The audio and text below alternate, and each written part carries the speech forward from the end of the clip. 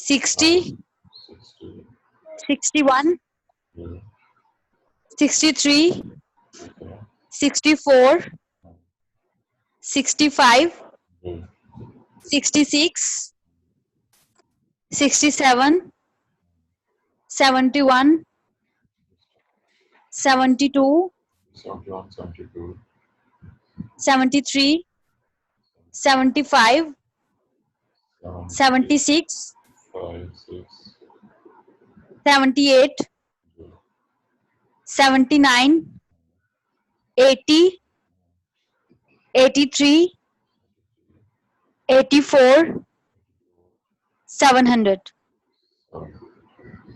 मैंने तो बहुत अच्छी है।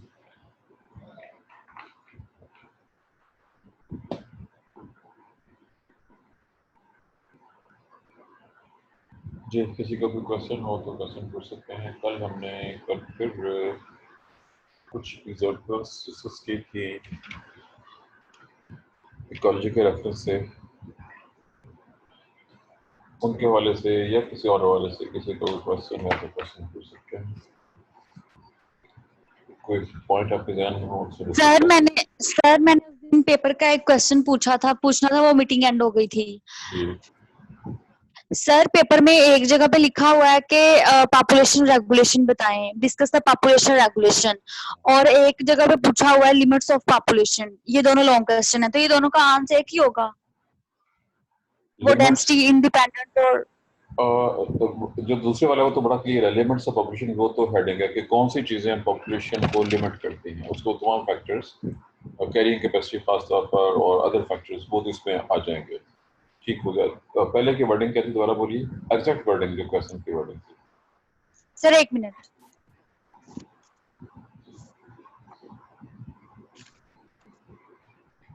Discuss the mechanism of population regulation. Mechanism of population regulation, याद रखें कि लफ्जों के चेंज से थोड़ा बहुत फर्क पड़ता है। बेसिकली पूरे का पूरा चैप्टर एक ही चीज़ है, सारी का सारा।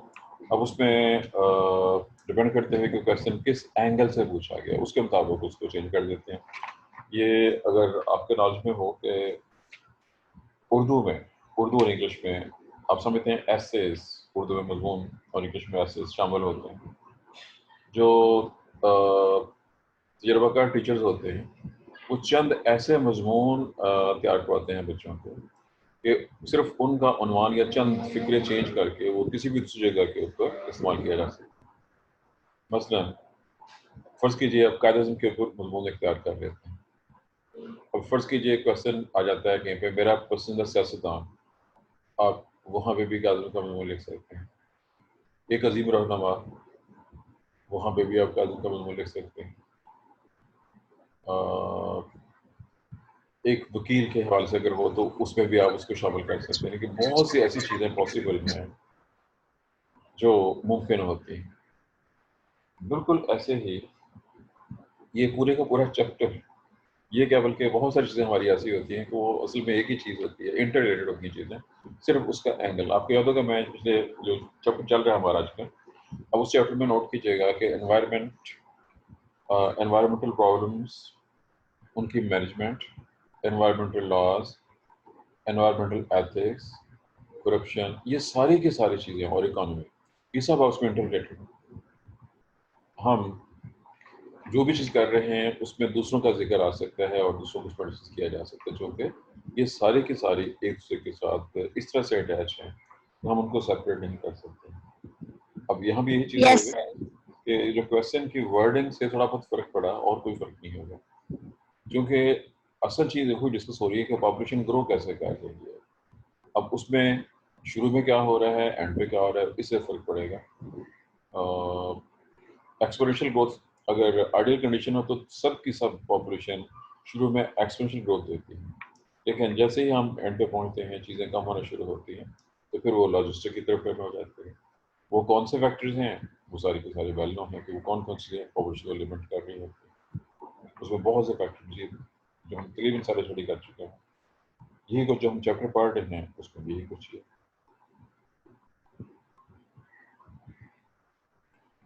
जी, किसी का और कोई क्वेश्चन नहीं, चूँकि मैं पहले कह चुका हूँ कि जो पेपर्स में क्वेश्चन आए हुए हैं वो ज़्यादा इम्पोर्टेंट होते हैं। सर मेरे अटेंडेंस लगा दें 570। 570 यस, इकरा जहां में ठीक है, हम लोग आपके अटेंडेंस करके कोशिश करें कि टाइम पे आया करें। सर पेपर में एक शॉर्ट क्वेश्चन आया डिफाइन जी, एक वक्त में 2 बंदे बोल रहे हैं जी, और मुझे नहीं समझ आई कि किसने क्या कहा। जी, सर 543 अटेंडेंस। हाँ जी, 543 नंबर, आप 10 मिनट लेट आए हैं जी, और जी 10 मिनट लेट आने पर भी आपकी हाजिर। जी, एक और था सवाल किसी का, कौन बोल रहा था? सर पेपर में शॉर्ट क्वेश्चन आया define biomass accumulation model biomass accumulation model model, biomass accumulation model. अब इसमें डायरेक्टली ये टॉपिक एज सच तो हमारे इस पे नहीं है किसी में भी, लेकिन इसका ताल्लुक जो हमने पॉपुलेशन ग्रोथ पढ़ी है उसके साथ है। बहरा जब पॉपुलेशन ग्रो करती है, चूँकि रीज़न ये है कि बायोमास का लफ्ज़ कहीं इस्तेमाल नहीं किया आपके सिलेबस में किसी भी जगह पे। बायोमास और स्टैंडिंग क्रॉप ये 2 ऐसे अल्फाज हैं। क्या आप नाम से वाकिफ़ हैं पहले से बायोमास और स्टैंडिंग क्रॉप के लफ्ज़ों से? आप लोग समझते हैं कि क्या चीज़ है या नहीं समझते? सर किससे एक लफ्ज़ है बायोमास और दूसरा है स्टैंडिंग क्रॉप। क्या आप इन दोनों से वाकिफ़ हैं? अगर हैं तो किस हद तक? सर सिर्फ बायोमास सुना हुआ है जी, बायोमास, चलो बहन ये याद रखिए दोनों से इंटर रिलेटेड है। जो हमने पॉपुलेशन ग्रोथ स्टडी की है, जैसे जैसे पॉपुलेशन बढ़ती जाएगी, जानदार की तादाद ज़्यादा होगी, जहाँ से तादाद ज़्यादा होगी उनका जो बायोमास है, बायोमास वेल नोन चीज़ है। जानदार खुद कितने हैं, उनका वजन क्या है, मैं वजन पर इस्तेमाल कर रहा हूँ, मैस और वजन, वेट और मैस को हम सेम मीनिंग में यूज़ करते हैं आम रूटीन में। टेक्निकल डिफरेंस फिक्स के लिहाज से अलग चीज़ है, लेकिन रूटीन में हम कहते हैं वजन, और जब मेजर करते हैं तो किलोग्राम में, जो चीज़ आप किलोग्राम मेजर कर रहे होते हैं वो मैस होती है, वो वेट नहीं होती। ये टेक्निकल डिफरेंस जो आप समझते होंगे फिजिक्स के लिहाज से, क्या डिफरेंस है मैथ्स और वेट में, ये गलत चीज़ थी। यही लफ्ज़ हम एक और तरीके से भी बयान करते हैं और वो है स्टैंडिंग क्रॉप। अब जहन में स्टैंडिंग क्रॉप से जो पहला कंसेप्ट आता है वो फसलों के हवाले से आ जाता है, शायद फसलों की बात हो रही। याद रखिए कि इकोलॉजी के मुताबिक हाँ वो जान पौधे हैं या वो एनिमल्स हैं, हर्बीवोर्स हैं या कार्निवोर्स हैं, वो कितने हैं तादाद के लिहाज से। आपने पिरामिड्स ऑफ नंबर स्टडी किया हुआ है, पढ़ा हुआ है, ऐसे ही पिरामिड्स ऑफ मैथ हम किसी भी लिहाज से, तादाद के लिहाज से या उनके वजन के लिहाज से चीज़ों को डिस्कस कर सकते हैं, स्टडी कर सकते हैं। अब जैसे जैसे ग्रोथ ज़्यादा हो रही है, तादाद ज़्यादा हो रही होती है, तो उनका मैथ भी ज़्यादा हो रहा होता है, स्टैंडिंग क्रॉप में इजाफा हो रहा होता है, जिसको कि हम मुख्तलिफ तरीकों से शो कर सकते हैं, डिस्कस कर सकते हैं, स्टडी कर सकते हैं। पूरी फूड चेन, क्योंकि ये अगला टॉपिक जो हमारे नेक्स्ट आने वाले हैं उसमें कम्युनिटी स्टडीज़ के अंदर फूड चेन, फूड वेब भी आ जाती हैं, और फूड चेन, फूड वेब्स को हम मुख्तलिफ तरीकों से, बायोमास के लिहाज से, पिरामिड्स ऑफ नंबर के लिहाज से, पिरामिड्स ऑफ एनर्जी के लिहाज से, एनर्जी ट्रांसफर, हर लिहाज से स्टडी कर सकते हैं। ये चीज़ें उस टॉपिक के अंदर भी डिस्कस हो सकती हैं, लेकिन इन जनरल बहरहाल दोनों तरफ, एक तरफ जो पॉपुलेशन ग्रोथ की उसका ताल्लुक है, और जो हमारा टॉपिक आने वाला है नेक्स्ट टॉपिक, आज के बाद से जो नेक्स्ट टॉपिक होगा कम्युनिटी स्टडीज़। कम्युनिटी स्टडीज़ में फूड चेन, फूड वेब, और हर फूड चेन में फूड बायोमास का जिक्र मौजूद होगा, स्टैंडिंग क्रॉप का जिक्र मौजूद होगा। यानी यूँ समझिए कि ये टॉपिक थोड़ा बहुत डिस्कस हो चुका है, और बाकी हिस्सा इसका कम्युनिटी स्टडीज़ के अंदर हम डिस्कस कर सकते हैं। बहरहाल एक चीज़ जो बहुत अच्छी है कि आज का कक्षा निबरान है, दोनों ने 2 क्वेश्चन पॉइंट आउट किए हैं।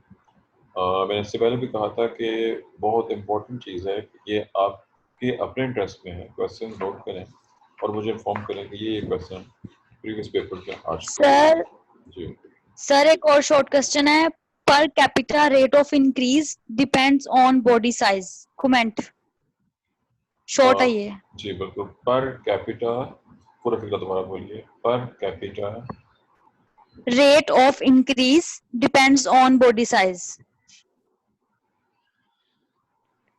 कमेंट, इस पे नहीं तबसरा करने को कहा। पहली बात है तबसरा जो होता है वो बेचारा बड़े वाला तबसरा होता है, मुख्तसर तबसरा बड़ा मुश्किल होता है। मेरे हिसाब से तो वैसे तो ये शॉर्ट क्वेश्चन नहीं बनता है, लॉन्ग क्वेश्चन ही बनेगा। Per capita with reference to body size.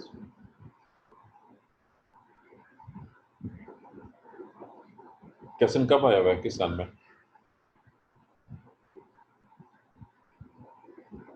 2019 में आया हुआ है। यस सर 19 में है।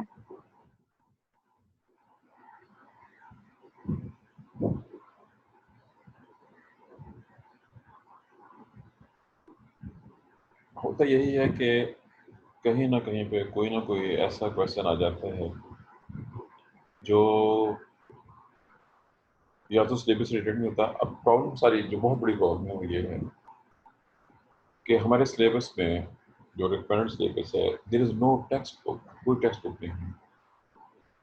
किताबों की एक लंबी लिस्ट मौजूद है एडिशनल, अगर मुझे याद है इसमें टेक्स्ट बुक 3 और एडिशनल रीडिंग बहुत सी दी हुई है 7 + 3 7।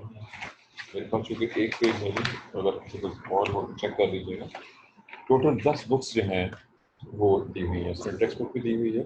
सर ये मैंने नेट से देखा था, वहाँ पे उन्होंने लॉजिस्टिक ग्रोथ के हवाले से बताया हुआ था कि जैसे जैसे पॉपुलेशन का साइज ज्यादा होगा वैसे वैसे ग्रोथ रेट कम होगा।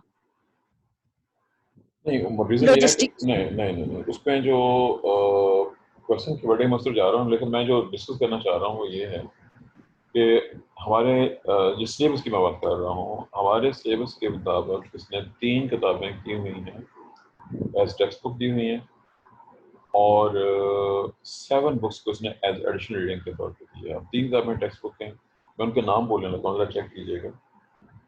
पहली है जी M.L. मैकेले और 1999 environmental science system and solution, Jones Bartlett publishing Boston. पहली किताब ये है। दूसरी किताब है G R Loyal 1992 pollution and fresh water fishing news books. अब इसमें जो दूसरी वाली टेक्स्ट बुक है एज टेक्स्ट बुक रिकमेंड की है और वो सिर्फ एक टॉपिक को डिस्कस कर रही है और टॉपिक है pollution and fresh water fishing. सिर्फ फ्रेश वाटर के ऊपर बेस करने वाली और फिशिंग पे बेस करने वाली एक चीज़ को एज टेक्स्ट बुक शामिल किया गया है। सोचें जरा, टेक्स्ट बुक का समझते हैं टेक्स्ट बुक किसे कहते हैं? क्या आप इस बात से वाकिफ हैं कि टेक्स्ट बुक क्या होती है?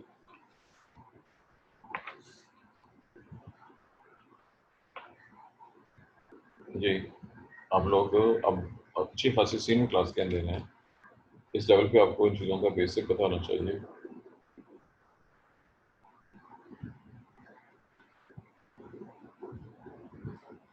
चलें, बहरहाल याद रखिएगा टेक्स्ट बुक किसी भी मजमून की कोई ऐसी बुक होती है जो पूरे सिलेबस को या पूरे सब्जेक्ट को कवर कर रही होती है और वो किसी बहुत अच्छे राइटर की, बहुत एक्सपीरियंस राइटर की लिखी हुई होती है, जिसमें मुख्तलिफ चैप्टर्स के अंदर वो तमाम चीज़ें हैं जो कि आमतौर पर किसी सिलेबस में शामिल होते हैं दी गई होती है। मैं इसकी एग्जाम्पल देने लगा हूँ क्योंकि आपने एक बेहतरीन, बल्कि अगर मैं ये कहूँ दुनिया की बेहतरीन किताबों से एक किताब आपके सिलेबस में शामिल थी आपके इससे पहले सेमेस्टर में, physiology by Guyton, textbook of medical physiology by Guyton जो है वो एक स्टैंडर्ड टेक्स्ट बुक है जो एक सब्जेक्ट को डिस्कस कर रही है।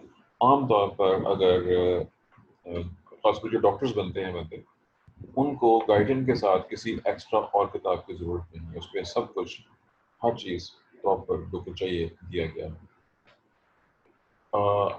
ऐसे ही आपके सिलेबस में अब ये तो जो मेडिकल से रिलेटेड स्टूडेंट हैं डॉक्टर्स, वो गाइटन को 2 साल में पढ़ते हैं। 2 साल में इनके फर्स्ट ईयर सेकेंड ईयर इसके 2 पोर्शन किए हैं, हाफ ऑफ आधी बुक या उसके जो मुद्रिका चैप्टर्स हैं, कुछ चैप्टर शामिल नहीं होते जो जरूरत नहीं होती और आधी है पार्ट 2।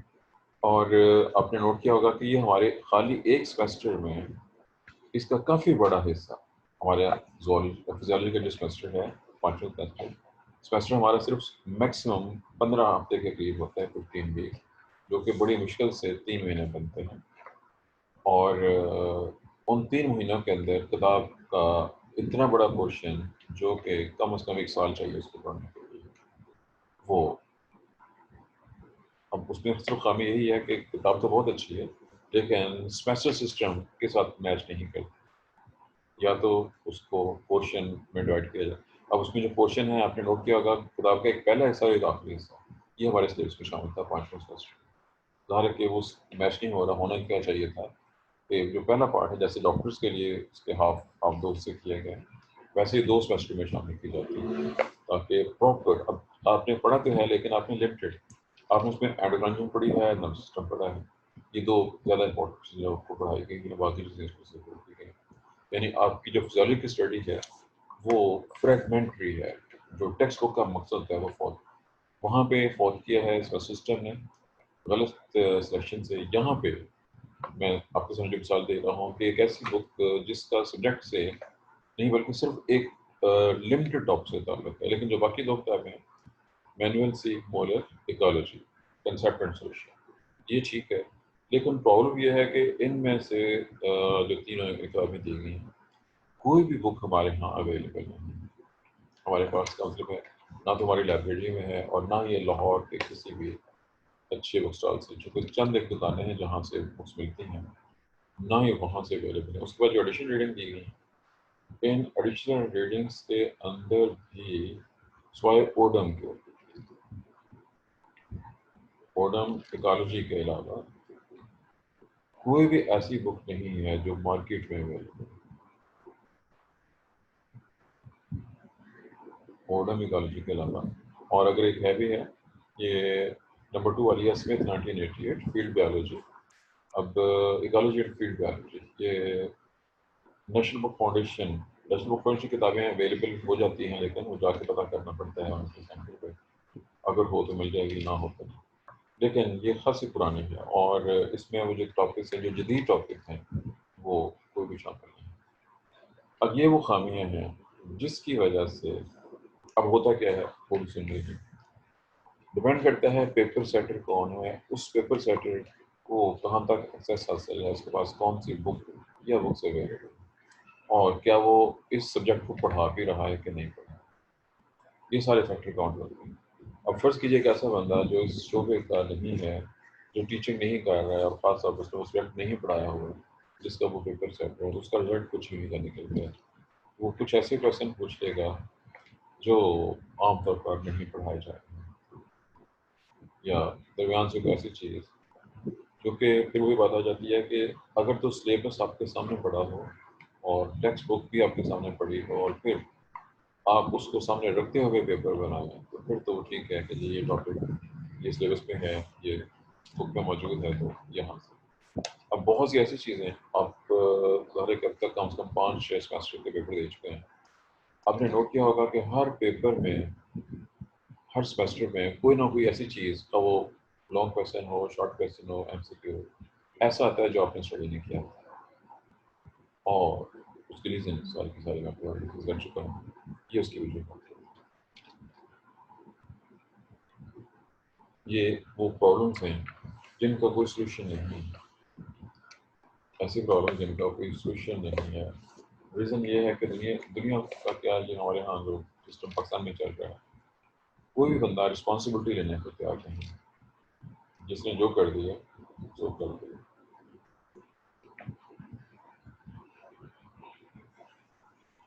जी, क्वेश्चन बहरहाल आप लोगों ने कॉन्टेक्ट किए, बहुत अच्छे क्वेश्चन हैं, और जॉब में फिर वही मसला होगा कि चीज़ें मिल जाती हैं, और आजकल जो फैसिलिटी है बहुत अहम फैसिलिटी, नेट से कवरेज आपको हर चीज़ मिल जाएगी, लेकिन सिर्फ एक प्रॉब्लम होती है, जैसे मैं पहले बता चुका हूँ कि नेट से मिलने वाली हर चीज़ ऑथेंटिक नहीं होती। आप 100% श्योरिटी के साथ नहीं कह सकते हैं कि ये ठीक है, ज़्यादा जिस बंदे को स्प्लिट पे ग्रिप हासिल है वो तो कंफर्म उसको देख के बता सकते हैं कि ये बात ठीक है, नहीं ठीक है। ये प्रॉब्लम हमारे यहाँ मौजूद है। नेट पे आपको बहुत सी ऐसी चीज़ें मिलेंगी जो दुरुस्त नहीं होती और जस्ट खाना पूरी है, ये चीज़ें। लेकिन बहरहाल आज हैं जी 2-3 जो क्वेश्चन आप लोगों ने रेज किए हैं, बहुत अच्छा पॉइंट है आपका, ये क्वेश्चन जरा मुझे रिटन फॉर्म में लिख के व्हाट्सएप पे भेज दीजिएगा ताकि मेरे पास ये यस सर, मैं भेज दूंगी। जी, हमारा आज काफ़ी सारा टाइम तो हमारी डिस्कशन में चला गया और अभी आज हमने जो आगे टॉपिक लेके चलना था वो ये अब हमारे फुल लेक्चर का टॉपिक है और टॉपिक है जो हमारा इकोनॉमिक्स ऑफ इक्वालिटी और टाइम हमारे पास 10 मिनट है। 10 मिनट में इसको अगर हम डिस्कस करते हैं तो ये तो पूरा नहीं हो सकेगा। ये भी बहुत सी कसीर जहती यानी बहुत से पहलुओं वाला क्वेश्चन है। हम इसको बहुत से एंगल से डिस्कस करेंगे और फुल का इसके लेक्चर चाहिए होगा। आज आगे चलने की बजाय इसका हल यही है कि अब मज़ीद कुछ क्वेश्चन जो आपने नोट किए हुए हैं उन्हें नोट करें और नोट करके मुझे सेंड करें ताकि उनको भी कंसिडर किया जा सके।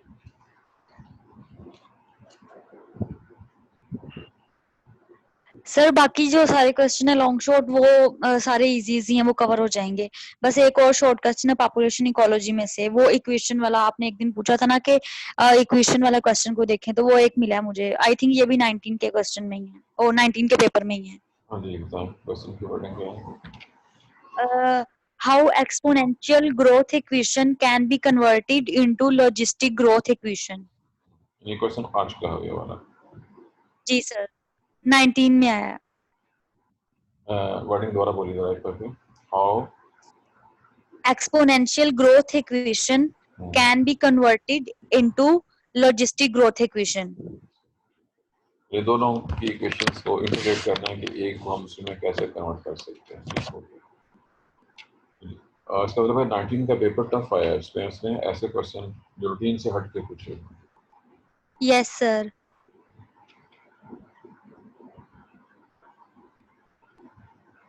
जो इसके अलावा जो बाकी क्वेश्चन है ठीक है, इसलिए ये क्योंकि एक बार डिस्कस किया था मेरा ख्याल था कि शायद ये नहीं होगा। जब हम पढ़ रहे थे टॉपिक तो मैंने उस वक्त यही चीज़ पूछी थी कि अगर किसी की नज़र पे आया क्वेश्चन पेपर में इसके बारे में इसको डिस्कस करें कि ना करें। क्वेश्चन अगर आया होगा तो ज़ाहिर है उसकी डेरिवेशन मौजूद है, वो देखनी पड़ेगी।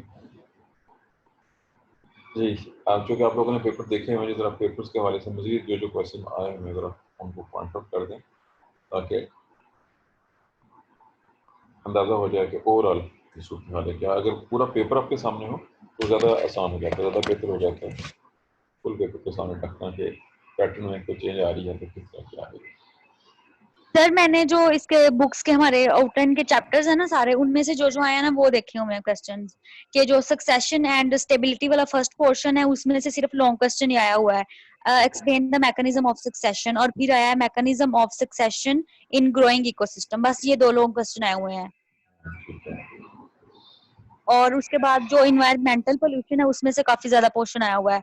शॉर्ट क्वेश्चंस में पूछा हुआ है उन्होंने एमटीबीज इस टर्म को डिस्कस करना है, और पीएन पैन रिएक्शन, उसके बाद पीसीबीज और उसके बाद डाइऑक्सिन, ये शॉर्ट क्वेश्चन की टर्म्स हैं। नेक्स्ट है how noise pollution can be reduced. उससे नेक्स्ट है डिफाइन थर्मल पोल्यूशन। उसके बाद है what are sources of radioactive pollution. Next है व्हाट आर डाइऑक्सिन्स। उसके बाद नेक्स्ट है what do you mean by particulate air pollution. उसके बाद है what factors in your life contributing to water pollution, state any two of them. और उसके बाद है डिफाइन बायोकेमिकल पेस्टिसाइड्स। ये शॉर्ट क्वेश्चन इन्वायरमेंटल पोल्यूशन में से आए हैं। और जो लॉन्ग आए हैं, जो पहला लॉन्ग है वो है the composition of water pollutants discuss. ये एक ही लॉन्ग है सर ये लॉन्ग क्वेश्चन है, the composition of water pollutants, ये लॉन्ग क्वेश्चन है। और उसके बाद नेक्स्ट है right a note on synthetic organic pollutants, ये भी लॉन्ग है। उसके बाद है right a note on sources, impacts and control of land pollution. बस इसमें से ये आए हैं, इसमें से ये आए हैं। पोल्यूशन जो कि काफी बड़ा टॉपिक है, इसमें ज्यादा क्वेश्चन क्वेश्चन में से बहुत ज्यादा क्वेश्चन यस सर। और सर इसमें से रिपीट बहुत ज्यादा हुए हैं, मतलब कि ये पैन रिएक्शन और पीसीबीज, एसिड रेन, डाइऑक्सिन्स, एमटीबीज, ये टर्म्स बहुत ज्यादा मतलब रिपीट हुई हैं हर पेपर में। उसके बाद है कंटेम्परेरी इन्वायरमेंटल थीम्स। इस पोर्शन में से शॉर्ट क्वेश्चन में आया हुआ है ग्रीन हाउस इफेक्ट, काफी दफा रिपीट हुआ है, डिफॉरेस्टेशन, ओजोन डिप्लेशन और यूट्रोफिकेशन, ये काफी दफा रिपीट हुए हैं। और जो जी सर, और जो लॉन्ग क्वेश्चन है उसमें पूछा हुआ है उन्होंने डिसएडवांटेजेस ऑफ ग्लोबल वार्मिंग, ये एक लॉन्ग है।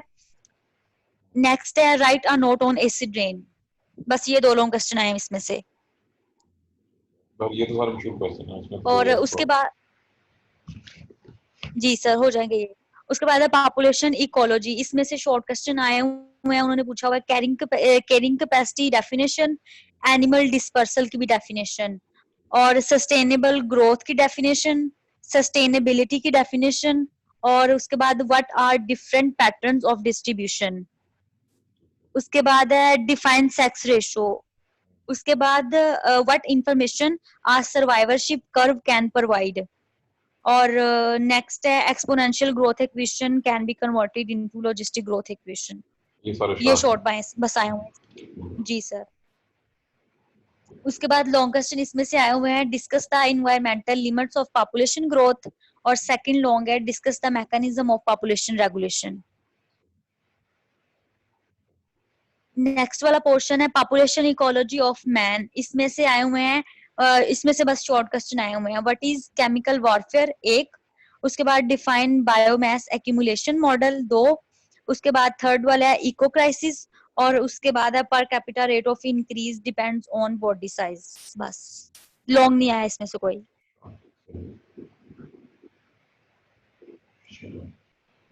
ये पूरा हो गया, फिर रह गया सर बस पूरे हो गए, इतने मेरे पास लॉन्ग ये पेपर्स थे उनके सारे हो गए हैं। चलो, ये अगर हो सके तो मुझे रिटन फॉर्म में सारे के सारे सेंड कर दीजिए। Yes sir. सर ये 17, 18 और 19 के पेपर्स हैं, इनमें ये क्वेश्चन आए हुए हैं, उससे पहले वाले नहीं आए मेरे पास। चलो ठीक है। जी सर।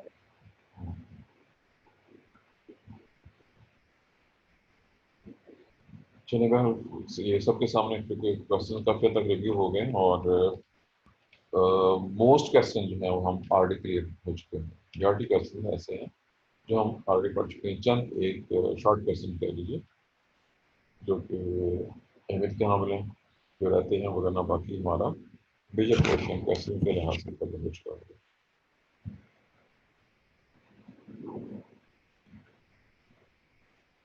ये किसी ने इससे पुराने पेपर देखे होंगे, किसी को मौका मिला हो ज़्यादा पुराने पेपर देखने का।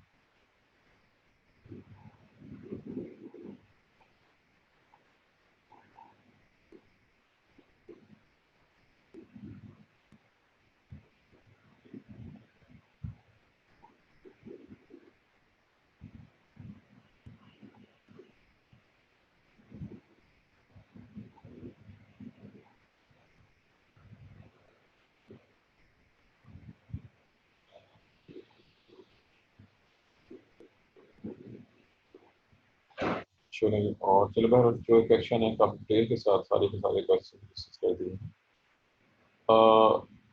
आपने ऑब्जेक्टिव भी देखे कि नहीं देखे हुए? सिर्फ ये सब्जेक्टिव थे, ऑब्जेक्टिव पेपर जो है वो भी देखा हुआ है कि नहीं एमसीक्यूज के हवाले से? नहीं सर वो लिखा नहीं है। देखे हैं, हमें चेक किए? यस सर चेक किए हुए हैं। उनमें कोई ऐसी चीज आपने नोट की हो स्पेसिफिकली, कोई ऐसी चीज जो ना पड़ी हो जो? सर उसका बस एक ही अभी तक मुझे मिला है एमसीक्यूज का, आई थिंक 18 का है शायद, तो वो मैंने देखा हुआ, उसमें कोई एज इट इज मुश्किल चीज नहीं है, बाकी दो जोन से वो भी मिले ही नहीं है।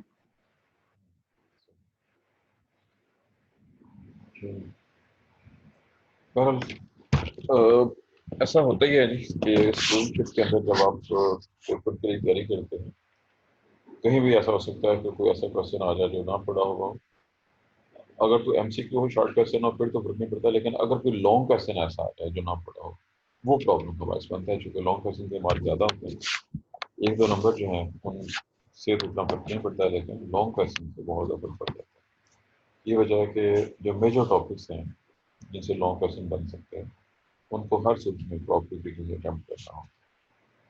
ये पेपर के पॉइंट ऑफ व्यू से बहुत इंपॉर्टेंट चीज़ है, और ज़ाहिर है कि स्टूडेंट को तो इसको बहुत ज़्यादा ख्याल रखना पड़ता है कि कहीं पे कोई लॉन्ग क्वेश्चन जो है वो ड्रॉप ना हो जाए।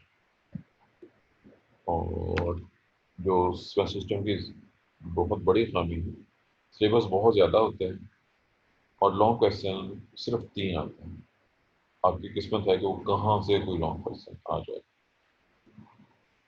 ये पिछले साल यानी जो फर्स्ट सेमेस्टर गुजरा है उसमें बॉटनी थर्ड सेमेस्टर के साथ गड़बड़ हुई। जेनेटिक्स, बॉटनी की जेनेटिक्स का एक सिर्फ टॉपिक था, चैप्टर नहीं बल्कि सिर्फ टॉपिक था म्यूटेशन। उसने उस टॉपिक के अंदर से 2 लॉन्ग क्वेश्चन लाए, 2 शॉर्ट क्वेश्चन और 2 एमसी। 25% पेपर एक टॉपिक में से बनाया पेपर सेट में। अब सोचें जिस बच्चे ने वो टॉपिक छोड़ा हुआ है उसके पेपर में क्या हो। अगर किसी ने एक टॉपिक छोड़ दिया है और 1/4 पेपर उसमें से आ जाए तो उस बच्चे के नंबर कितने आएंगे आप खुद फैसला करें। ये वो खामी है जो कि हमारे और हमारे एग्जामिनेशन। भी अगर कोई पेपर में हमारे भी अगर 3 लॉन्ग है ना, उनमें से एक जरूर वो वाला होना है जो हमने किया ही नहीं होना। पता नहीं वो कहाँ से दे देना है। लास्ट टाइम भी ऐसे ही हुआ था, उससे पिछली बार भी ऐसे ही हुआ था। अब किस वाले की बात कर रही हैं, किस पेपर की? सर तकरीबन हर सब्जेक्ट में हमारे हमारे साथ ऐसे ही हुआ है। 4th सेमेस्टर में भी ऐसे ही हुआ है और 5th के भी जो 2 पेपर दिए हैं उनमें भी ऐसे ही हुआ है। एक क्वेश्चन जरूर लॉन्ग ऐसा होता है जो पता नहीं कहाँ से आ जाता है। कोई एग्जांपल दे दीजिए ताकि मेरे उसमें आ जाए नॉलेज में कि कहाँ पे ऐसे हुआ। सर जो हमने लास्ट टाइम पढ़ा है ना सेल एंड मॉलिक्यूलर बायोलॉजी, उसमें सेल साइकिल का सिर्फ उन्होंने आउटलाइन में थोड़ा सा कहा हुआ था और जो पेपर आया था उसमें उन्होंने उसकी रेगुलेशन भी पूछी हुई थी, लॉन्ग क्वेश्चन, और हमें उसका पता ही नहीं था कि इसकी रेगुलेशन होती कैसे है। सेल साइकिल, सेल उसमें मॉलिक्यूल। प्रोटीन का रोल और पता नहीं किस किस का, वो हमने किया ही नहीं था। एक हो गया सेल मॉलिक्यूलर से, और भी टॉपिक? और सर सोशियोलॉजी सोशियोलॉजी में से एक लॉन्ग था, वो बिल्कुल सर जो स्टार्टिंग में सोशियोलॉजी की डेफिनेशंस लिखी हुई थी ना डिफरेंट ऑथर्स ने या सोशियोलॉजिस्ट ने डेफिनेशंस लिखी हुई थी, हमने उसमें से सिर्फ थोड़ी सी याद की थी शॉर्ट क्वेश्चन के लिए। तो उन्होंने लॉन्ग में क्या दिया था कि आपने सारे जो ऑथर्स है जितनी भी पढ़ी है सोशियोलॉजी की डेफिनेशन वो सारी लिखे, उनके नेम भी साथ लिखे। ये भी लॉन्ग आया हुआ था 10 नंबर का। अच्छा ये बताइए कि सोशियोलॉजी जो आपने पढ़ी थी उसमें उन्होंने आपको कोई बुक रिकमेंड की थी या सिर्फ लेक्चर दिए थे या कोई नोट्स वगैरह दिए थे? सर बुक रेकमेंड की थी। बुक रिकमेंड की थी, आप लोगों ने बुक ली थी वो वाली, उसमें थी चीज़ सारी ये वाली? सर हम लोगों ने ली थी, उसमें से पेपर भी आया था, काफी पोर्शन उसी में से कवर हो जाता है। नहीं वो जो ये वाला क्वेश्चन है डेफिनेशन वाला, ये उसमें था कि नहीं था, बुक में था कि नहीं था? सर ये बुक में था, ये बुक में था, लेकिन हमने बस एज अ शॉर्ट क्वेश्चन किया हुआ था।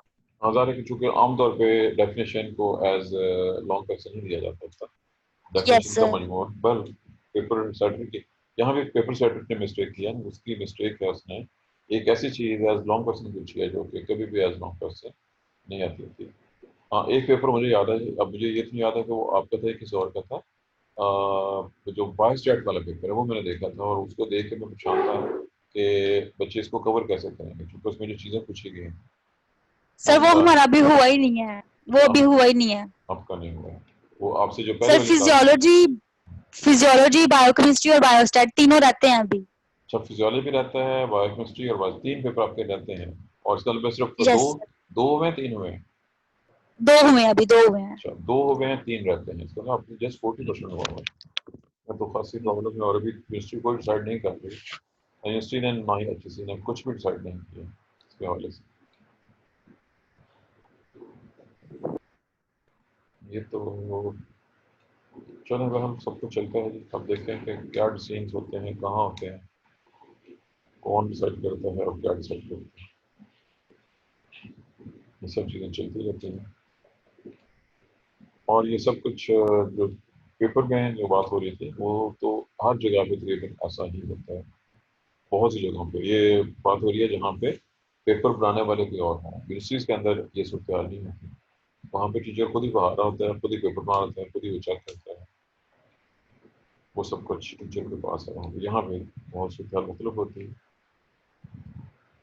बहुत सी खामियां हैं सारे सिस्टम के अंदर, इसका कोई हल नहीं है फिलहाल।